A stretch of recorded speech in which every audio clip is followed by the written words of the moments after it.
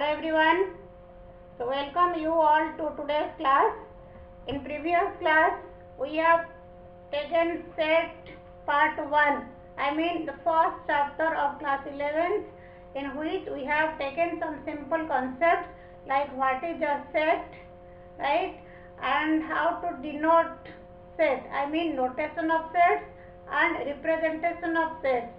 We have also covered types of sets, okay, and we have done subsets, right, universal set, equal and equivalent sets. So these are the subtopics we have covered in earlier class. So in today's class we will be taking very few subtopics, like for example we will be studying power set of a set, then intervals, okay, and we will be taking some questions, right.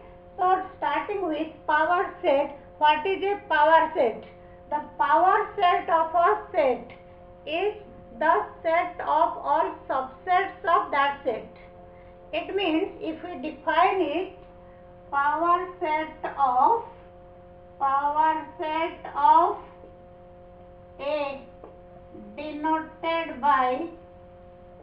denoted by PA is a set of all possible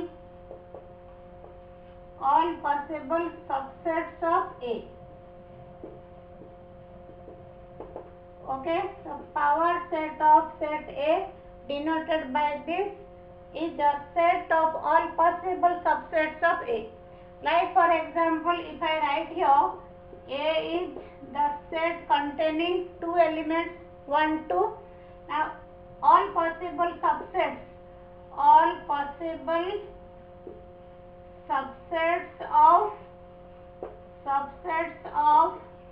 A are, if I write one set containing one element 1, so it is a subset of this. If I write 2 here, it is also a subset of this.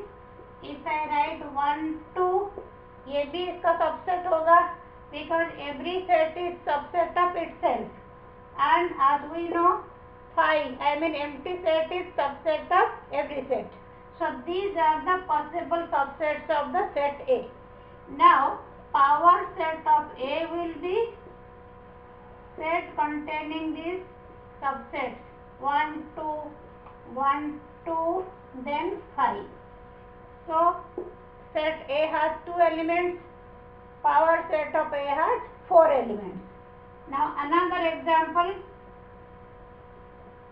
okay, example 2, if I write here, B is a set containing 1 A, B, C. I am taking here 3 elements, so all possible subsets would be what? If I take set containing A, B, C, A, B, B, C, A, C, then A, B, C, then 5, right? So power set of B would be, if I take, this is the subset of B, this is subset of B, this is subset of B, then AB, BC, AC, ABC and 5. Okay, so I hope it is understood. See, this is a subset of this, because every element of this is an element of this. Similarly, every element of this is an element of this. Every element of this is an element of this. Same logic for all the cases. And ABC, because every set is a subset of that set. 5 is subset of every set. So you are getting 1, 2, 3, 4, 5, 6, 7, 8 elements. So it means your B contains 3 elements. So power set of B contains 8, means 2 to the power 3 elements. Okay. So if I write here third example, my third example is C. C is a set containing no element, means I have taken here C equal to 5. So power set of C will be this. So as you know, 5 within the bracket can't be taken as an empty set. So 5 within the bracket means the set having one element 5. So here you see power set of C contains only one element. So out of these 3 examples, what we can conclude, when number of elements in A is 2, number of elements in power set of A is 4, number of elements in B equal to 3, number of elements in power set of B is 8, 2 cube, right? And when C is empty set means no element here, so power set of C contains 2 to the power 0, that is 1 element. So the conclusion can be taken like this: if number of elements in A equal to n, then number of elements in power set of A equal to 2 to the power n. Okay, the logic is very clear to you. So next we will see, so what we can just see, suppose the question is how many possible proper subsets are there. If A has n elements, how many proper subsets are here? So proper subset means, as you know, when we take A is a proper subset of B, so in that case A not equal to B. Okay, every element of A is an element of B, but A not equal to B. That is the definition of proper subset. So it means if my question is how many proper subsets, like here I have written all possible subsets are like this, 1, 2, 1, 2, 5. So if the question is how many possible proper subsets, in that case this 1, 2, the set itself will not be taken. Similarly, if here the question is how many proper subsets will be there, so ABC will not be taken, right? It means you will be taking, the number of all possible subsets minus 1. So your conclusion can be taken like this. So if A has n number of elements, then number of proper subsets of A is 2 raised to the power n minus 1. So your logic, I hope you understood, because in case of proper subset, we do not consider that equality case. I mean A is not equal to B. So that whole set is not, being taken. So and also next concept of today's class is intervals. So here intervals means what? Right? So interval means like you have seen in movies intervals. Okay, so it's a break. So but is it similar to that? So let's see. So what is interval in case of our said chapter? In mathematics, what is an interval? So interval, we can divide it like this. If I write here intervals, so I can take it as one is open interval, closed interval, and semi-open, semi-closed, semi-open and semi-closed interval. Okay, so interval basically like gap, you can say. Okay, simply to just a link. This interval means gap. So whenever we say interval in mathematics, and I have written here open interval, closed interval, semi-open, semi-closed. So gap means within, two boundaries. Suppose here you see, I have written here A and B, two ends, right? So between A and B, so the points between A and B. So we define in a proper way, let AB belongs to set of real numbers. So if I take AB belongs to set of real numbers, and so between two numbers, either one is greater than the other, yeah smaller than the other, yeah equal to other. So A, B belongs to R, and obviously maybe we can consider here one number is greater than the other number. So it means if I write here A less than B, so A smaller than B, or you can say B greater than A. So A smaller than B. So when A smaller than B, there is a gap between A and B. So gap between two real numbers means, as you also know, between two real numbers there are infinitely many real numbers. Right? In junior classes you have studied. So between A and B there are infinitely many real numbers. So here if I write here, so how to represent that? So A less than B. So it means the points between A and B, the points between A and B excluding the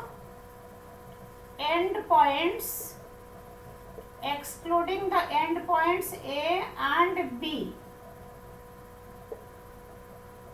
Okay, so the points in between A and B excluding the endpoints A and B is called open interval AB. Okay, we write like this bracket. Okay, we use this bracket or we use this bracket. I mean this one also can be used, any one of the two. Okay, so the points between A and B, all the points between A and B excluding the end points A and B. Okay, so here is it, this is called open interval AB. Okay, so it means when I say X belongs to open interval AB, it means X takes all the values between A and B where X not equal to A, X not equal to B. So basically in open interval we do not include the endpoints. So whenever we say X belongs to open interval AB implies A less than X less than B. Okay. Okay, so this is the concept of open interval, and if I want the number line, so I can take like this, the number line here. If I represent the number line here, two endpoints are A, B, okay, all the points in between, right? Yeah, so this A and B are not included. It means if I take the whole number line like this, maybe it's from minus infinity to plus infinity, right? This is real number line. A is a point, B is a point here. So in open interval we do not include endpoints A and B. It means we are representing this A and B as blank circles, right? And this between A and B, this is basically this portion represents open interval A less than X less than B. Okay, similarly coming to the closed interval, so here again A and B, both we are taking two real numbers, and A less than, here we take X belongs to closed interval, we write like this bracket, clearly observe it. So X belongs to closed interval AB means, this means A less than equal to X less than equal to B. So it means here we take all the points between A and B, and also the end points are included. So the basic difference between open and closed interval is, here we do not include the end points, but here in closed interval case we include the end points. And while taking the number line, if I write like this, yeah, this is my number line. Okay, if I write here A and B 2 points, and closed interval. So when endpoints are included, I just have marked it A and B as dark circles, and within AB, so this portion we can write here A less than equal to X less than equal to B. Okay, our third category is semi-open, semi-closed. So in semi-open, semi-closed, we may take left open, right closed, yeah, or left closed, right open. So if it is left open, right closed, means left open A, B, right closed. So X belongs to interval AB. So this is left open, right closed. This means, this implies A less than X less than equal to B. Similarly, if I write here X belongs to AB, where it is left closed, right open, this means your A less than equal to X less than B. Okay, so this is again another very simple concept, and but this will, you will, I mean, just carry it throughout the time till the you study mathematics. Okay, so these are the simple concepts, but very very useful and very very conceptual also. Now question time. So first question is, write the following intervals in set builder form.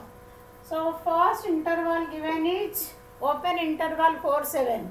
So to write it in set builder form, so we can write here, whenever we say X belongs to open interval 4, 7.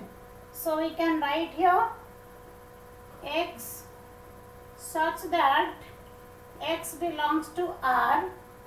Then we can write here 4 less than X less than 7. Okay, this is the answer to first part. Second part is minus to 4. So this is closed interval. So second part we can write like this, X such that X belongs to R. Now minus 2 less than equal to X less than equal to 4. Okay. Now third part is, so here semi-open, semi-closed, here it is left open, right closed. So we can write here X such that X belongs to R and minus 5 less than X less than equal to minus 3.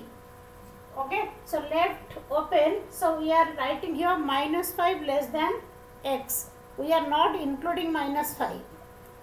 Second question is, write the following sets as intervals. Here X such that X belongs to R and 0 less than equal to X less than equal to 5. So it means here we can write here as intervals, what we can write here, X belongs to closed interval 0, 5. Clear? Now here X belongs to R and 6 less than X less than equal to 9. So this can be written as X belongs to 6, 9, 6 open, 9 closed. 6 open because 6 is not included. Third question is, list all the proper subsets of 1, 2, 3. Okay, so in power set we have studied all possible subsets. Here all proper subsets. So here the answer will be, all the proper subsets will be, we can write here 1, 2, 3, 1, 2, 2, 3, 1, 3, then 5.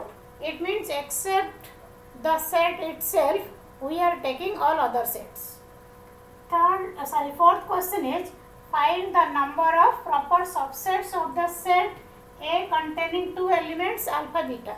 So if, the set contains n number of elements, number of proper subsets will be 2 to the power n minus 1. So here number of proper subsets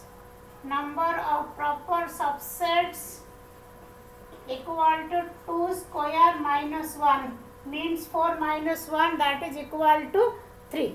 Okay, maybe we can do one more question. So last question of our class, today's class is two infinite sets have m and n number of elements. The total number of subsets of first set is 112 more than the total number of subsets of the second set. Find the values of m and n. Okay, so it's a very different type of question. So here you see, if so you are given first set the number of elements m, right?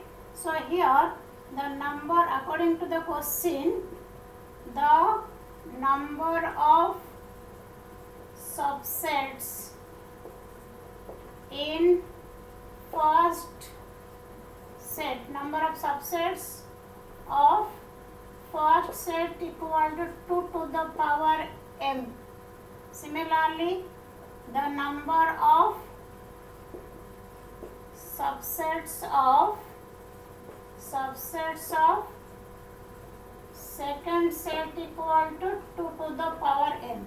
So according to the question, 2 to the power m minus 2 to the power n equal to 112. Okay, so let's find, 2 to the power m minus 2 to the power n, this. So you have to see the difference of two numbers is basically 112, and we have to express that as power of 2, right? So if I just now check 112, I can check the factors of 112.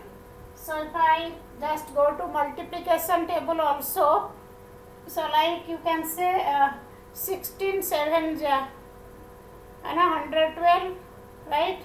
Or if you can see like this also, 2 56 2 28 2 14 2 7. So you are getting here 2 to the power 4 into 7. So in what way they are related?